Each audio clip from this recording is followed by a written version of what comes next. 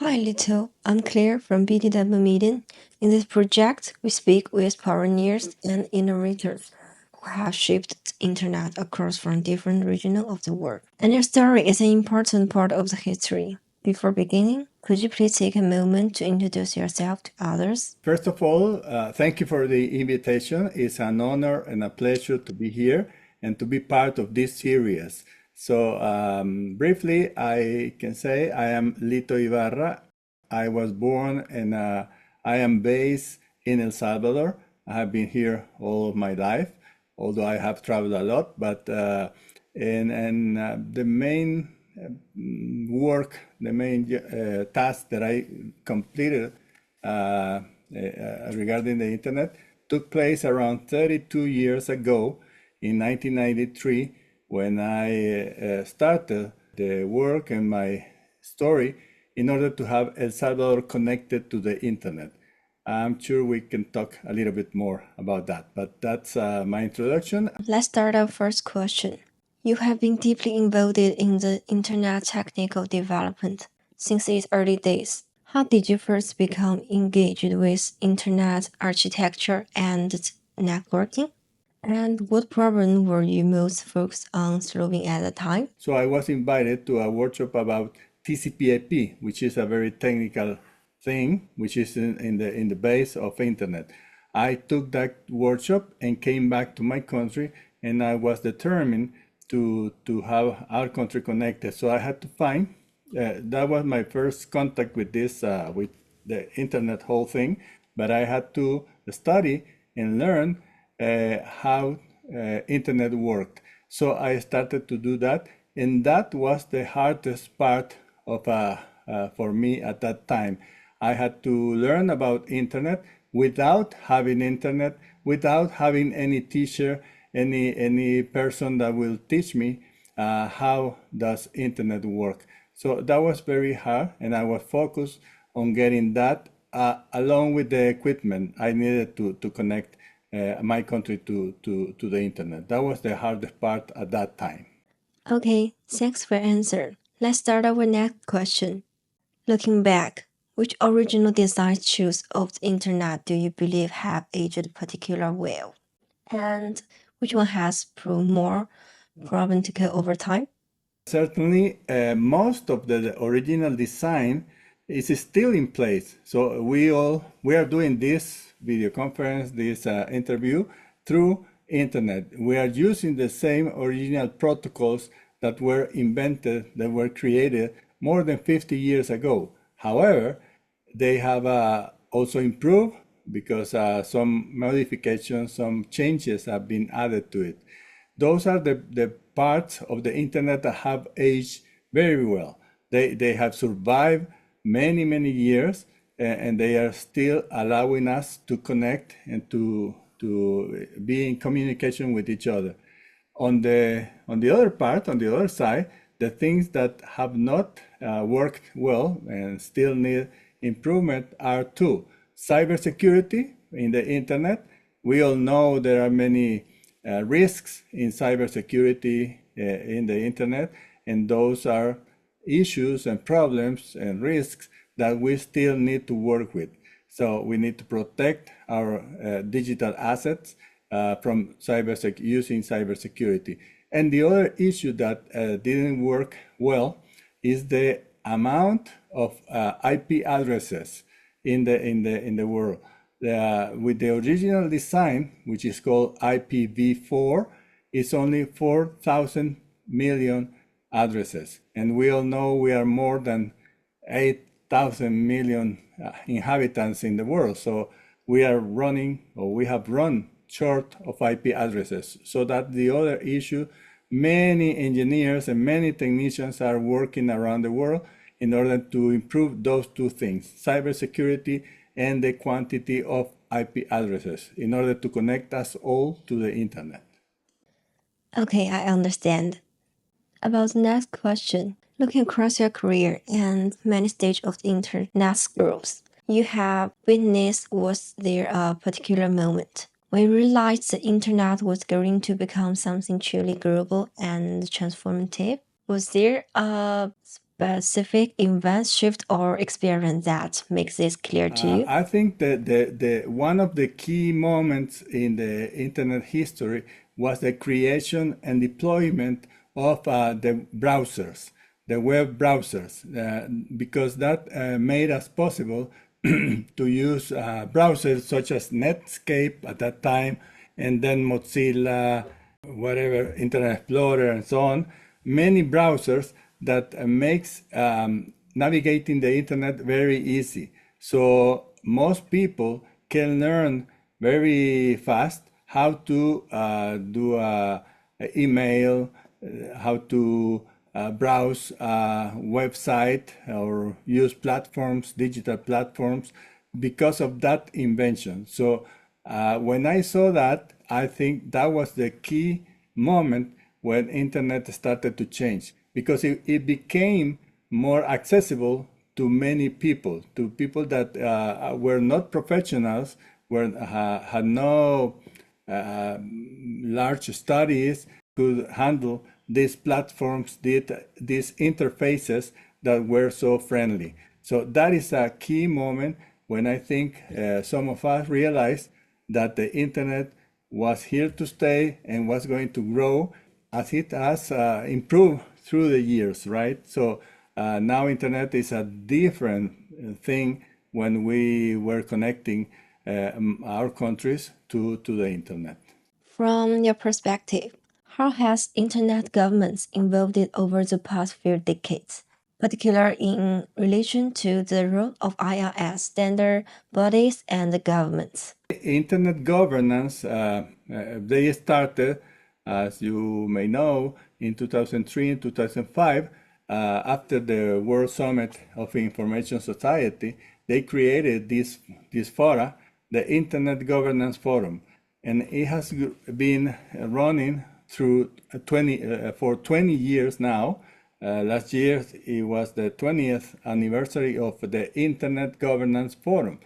This forum was created in order to people to discuss the issues, the problems, and the risks there may be in the internet when using internet. Bad things can happen, sadly, in the internet because there are cyber crimes, there are fake news, there are people that impersonate other people, and so on. So the main goal of the Internet Governance Forum is to try to prevent those risks and avoid them.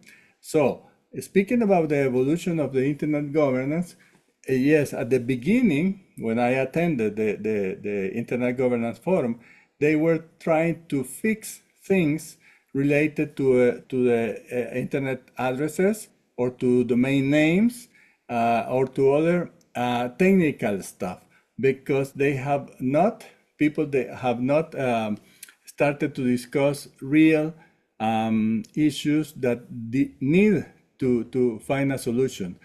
What I'm trying to say is that IP addresses management and domain name management are already under place. They have we have several registries, we have several IP addresses, entities that give those addresses to the ISPs, and that is very well organized.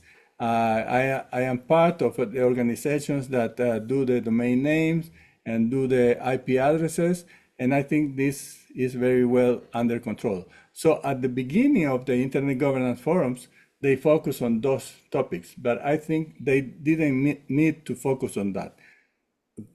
Later on, closer to today, the issues that are part of the Internet Governance Forum are, for instance, artificial intelligence, cyber crimes, fake news, and so on. So those are real issues that need to be discussed among us, the community, and try to find solutions for that. So there has been a very good evolution of the internet governance. Okay, thanks for your answer. It's wonderful. For engineers and policymakers shaping the next phase of the internet, what principle or lessons from the internet's early history do you believe are most important not to forget? The most important thing, I think, young people, young engineers, and the next generation of internet users and technicians and policymakers, for me, the most important issue they have to learn is the multi-stakeholder model.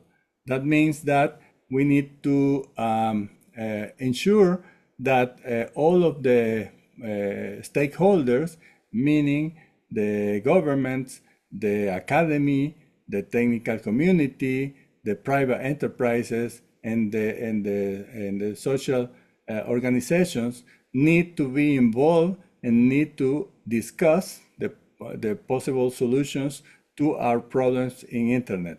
That means we need to listen to each other and not take decisions on one side. For instance, governments should not be the only ones deciding what to do in order to make internet better. I think we all need to share that responsibility and to contribute in the way we can to solutions to those problems. That is called the multi-stakeholder model. So that principle, I think, is the most valuable that we need to pass it on to the next generations. Okay, I understand. How do you see the legacy and the succession plans for young people in the organizations that constitute the internet ecosystem? Do you think it's a key issue for the future of the internet? It has a relation with the previous question. I think the next generations that will be designing or improving the design of the internet or establishing policies, public policies in each of our countries, they need to understand that the principles in internet are, for instance, transparency, it's openness, inclusion. So we need to think about those principles because we want internet to be for all. We want everybody in the world to be able to use productively internet in order to do their jobs, to have e-commerce, to learn things using the internet, to communicate with their relatives, with friends, with partners in every part of the world. We want them to know, to learn how to use it productively.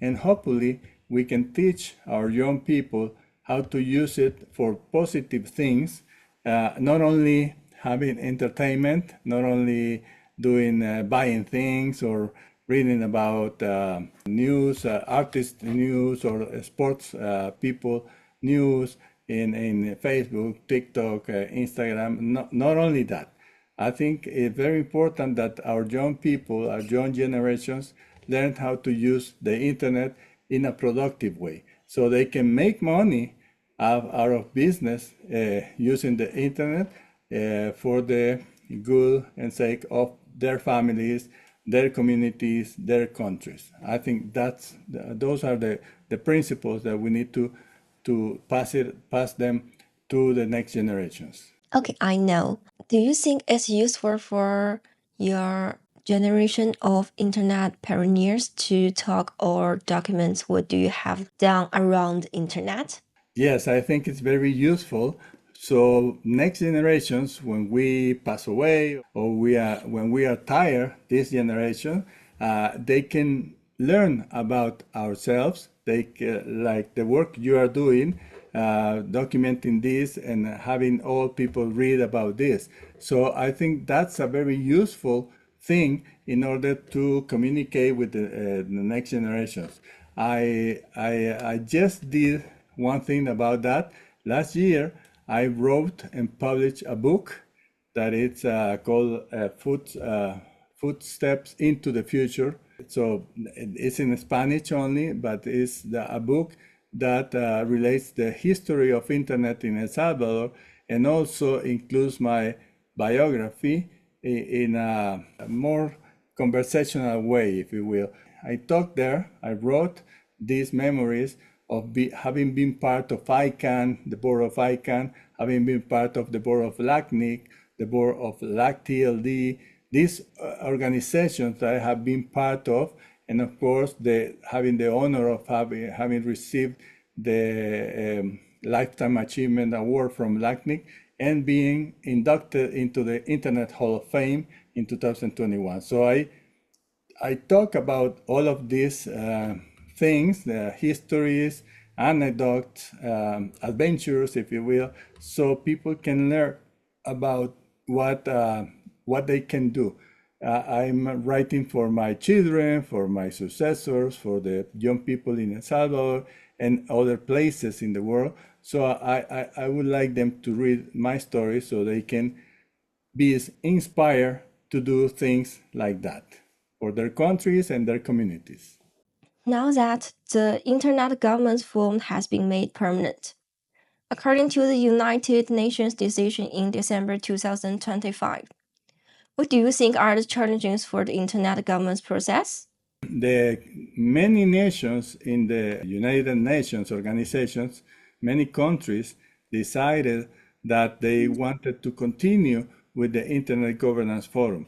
As we said before, this forum has turned 20 years now old, but we need to improve their format, improve the contents of this forum, maybe try to get more people from different stakeholders like private enterprises.